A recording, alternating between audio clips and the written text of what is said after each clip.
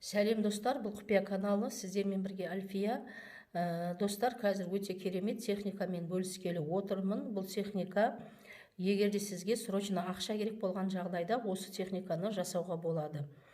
Бұл техниканы тек айына тек 2 рет жасауға болады, одан көп жасауға болмайды. Маған ақша керек екен деп, бұны қайта-қайта жасай беруге болмайды. Жұмыс жасамай қалады, қайта-қайта жасасаңыз. Сондықтан тек қана айына 1 немесе 2 рет жасауға болады. Қазір барлығын біздерге не керек екен барлығын түсіндіріп өтемін. Біздерге А4 ақ қағаз керек, міндетті түрде сызығы жоқ, жазуы жоқ, теп-тегіс кәдімгі ақ бет керек. Менде ақ бет таба алмадым, сондықтан мен мына блокнотқа тек қана үлгі үшін көрсетемін. Ал сіздерге міндетті түрде А4 қағаз керек, мынандай сызығы жоқ, квадраты жоқ, жолы жоқ деген сияқты да. Ол үшін алды бұрын сіздер дайындап алуыңыз керек барлық заттарды. Одан кейін сізге мынандай ручка керек. Ручка болғанда жасыл цвет, зеленый цвет. Жасыл цвет түсі міндетті түрде жасыл болу керек. Менде жасыл цвет ручка болмағандықтан сізге кәдімгі мына көк ручкаменен түсіндірейін деп шештім. Менде себебі зеленый ручка жоқ, таба алмадым. Қазір барлығын қалай не істеу керек екен барлығын көрсететін боламын. Мұқият тыңдап алыңыздар. Достар, және ескертетін жайым, бұны біреуге жасап беруге болмайды, тек қана әркім өзіне жасау керек. Мен қалай мына ақша символын саламын, дәл сондай қылып салуыңыз керек. Бір жаңағы чертеждарыңыз былай қисайып кетуге болмайды. Қазір барлығын көрсететін боламын. Бұл жерде сіздер мұқият болуыңыз керек. Мен қалай салдым, дәл солай сіздерде салуыңыз керек.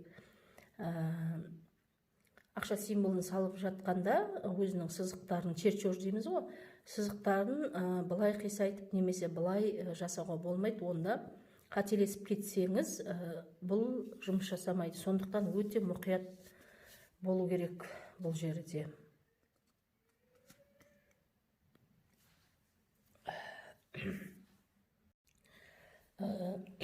Достар, мен үлкен форматта саламын, сіздер кішкентай форматта саласыздар. Себебі бұл сейфке немесе сумочкаңызға немесе кошелекқа сыю керек. Сондықтан сіздер кішкентай форматта салуларыңыз керек. Ең бірінші міне осындай 1, 2, 3 сызықты сызып аламыз. 3 сызықты сызып алғаннан кейін астына чаша захватаны.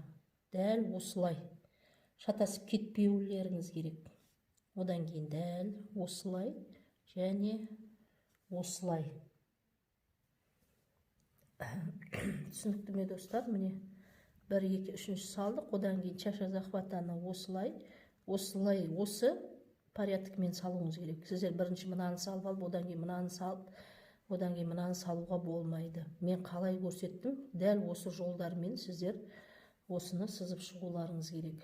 Егер шатасып кетсеңіздер, қайтадан жасауға тура келеді, себебі жұмыс жасамайды. Бұлардың әрбір направлениясы жұмыс жасайды, сондықтан сіздер шатасып кетпеулеріңіз керек. Одан кейін мына шеттегі нені аламыз да, шеттегі былай жүреміз, көрдіңіз ғой да, одан кейін былай қосамыз. Мынаны былай қостық бірінші, одан мынаны былай қостық. Ешқандай шатасып кетпеңіздер достар. Одан кейін мына сызықты бар ғой, мына ұзын келген линияны мынаған былай қосып жібереміз. Міне тура осылай істейміз, осы неге қосып жібереміз. Одан кейін достар, жаңа ұзына кеткен сызықтың жерінен, міне ұзына кеткен сызықтың жерінен, міне ұзына кетті ғой, жаңа одан мынандай таяқша жібереміз. Одан кейін мына жерден тағы бір таяқша істейміз. Көрініп тұр ма достар сіздерге? Одан кейін жаңа манағы жердегідей осылай өлшем, міне мына углға қосамыз. Көрдіңіз ғой да? Мына углға қосамыз.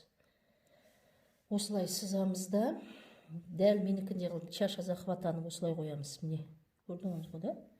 Чаша захвата деген ол сіздерге ақша шақырады. Міне, былай кесе ғой, міне, кесе сияқты, көрдіңіз ғой да? Дәл осылай мынаған тигізіп, менікі міне кішкене не қылып кетті достар. Бірақ мына міндетті түрде мынаған тию керек. Чаша захватаны осылай істедік та, тағы мына жерге чаша захватаны істейміз. Міндетті түрде мына углға тигізіп істейміз. Одан кейін біздер осыны міне ай тәрізді қылып, әдемілеп, айдың ішінде ортасында тұрып қалу керек. Осы жаңағы неміз, осы символымыз. Қазір барлығын көрсетемін. Негізі маркерлерім бар еді, маркермен жақсы көрінеді, бірақ маркерімді мен қайда тастағанын білмеймін, вечно уақыт жоқ менде. Чаша захватаны, енді үлкен чаша захвата дегеніміз айшық тәрізді. Міне осылай теп-тегіс болу керек. Міне достар, көрдіңіз ба? Чаша захватаны осылай істейсіз. Міне осылай теп-тегіс қылып чаша захватаны осылай істеу керек. Достар, мына айшық, енді чаша захвата үлкен захвата ғой, мынау айшық тәрізді. Соның қақ ортасына қателесіп кетпей, қақ ортасына осы символды түсіруіміз керек. Ол үшін чаша захватаны тағы мына жерге бір, одан кейін былай міне міндетті түрде тигізіп істеуіңіз керек. Мынаған шатасып кетпеулеріңіз керек. Бірінші, сурет сала алмайтын болсаңыз, жаттығуыңыз керек. Қолыңызды жаттықтырып, бірінші салып алуларыңыз керек. Одан кейін өзіңізге осындай символ жасайтын боласыз. Достар, мен қалай жасап отырмын, дәл солай жасауыңыз керек. Бірінші мынаны жасап, одан кейін мынаны жасасаңыз, онда сіздерге бұл символ жұмыс жасамайды. Сондықтан мына чаша захватаны қалай айтсам болады, приподнять ету керек, көтеру керек жоғары бір, одан кейін мына чаша захватаны былай екі көтереміз. Көрінікті ме достар, көрініп тұр ма? Қазір достар, одан кейін мына жақтан бастаймыз. Стрелка жасауымыз керек.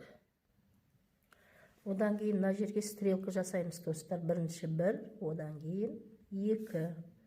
Сосын мына жаққа бір, екі стрелка жасаймыз. Болды достар, осыменен біздің символымыз дайын. Егерде сіздер мысалға кішкентай форматта, осындай форматта салдыңыз ғой, салуларыңыз керек. Мен тек сіздерге түсінікті болу үшін үлкен қылып салдым.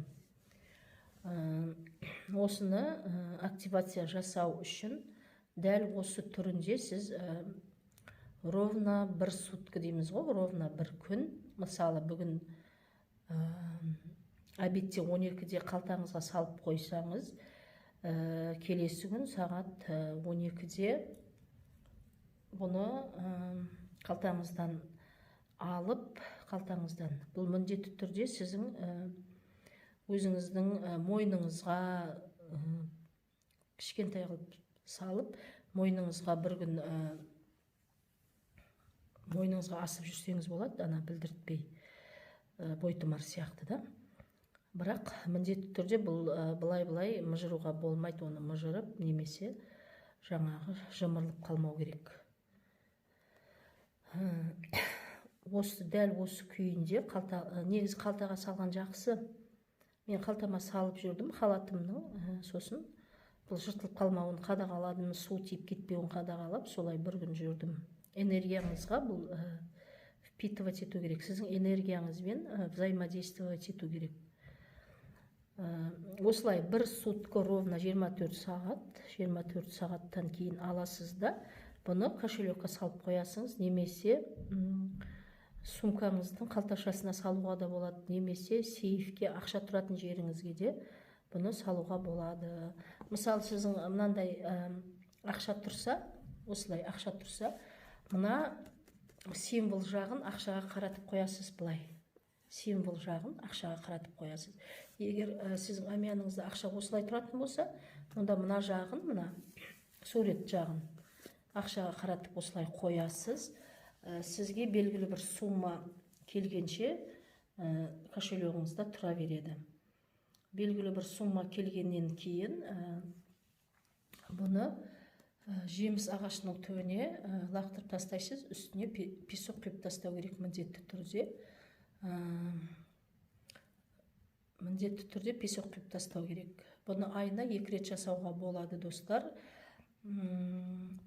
Достар, мына руна, бірдеңе дегендер бар ғой, солардан 2 есе, 3 есе жақсы жұмыс жасайды бұл ақша символы. 2 есе және 3 есе жұмыс жасайды. Сондықтан бұл символмен ойнамаңыз. Сіздерге миллиондап келмейді ақша, бірақ срочно ақша керек болып, мысалға маған 30 000 ақша керек болып қалды бірдеңеге. Бірақ оны таба алмай қалдым мен. Срочно ақша керек болған кезде жасау керек. Ақша келеді, міндетті түрде келеді. Асықпаң, тез арада келмейді, но келеді. Бір апта бола ма, 10 күн бола ма, 15 күн бола ма, бірақ келеді сізге. Сол әдетте 10 күннің ішінде келеді. Келгеннен кейін бұны кошелектен алып, мана айттым ғой, міндетті түрде плодоносящий дейді ғой, жеміс ағашының түбіне тастау керек.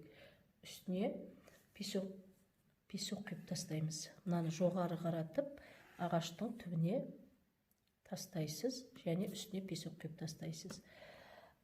Тек айына 2 рет жасауға болады. Достар,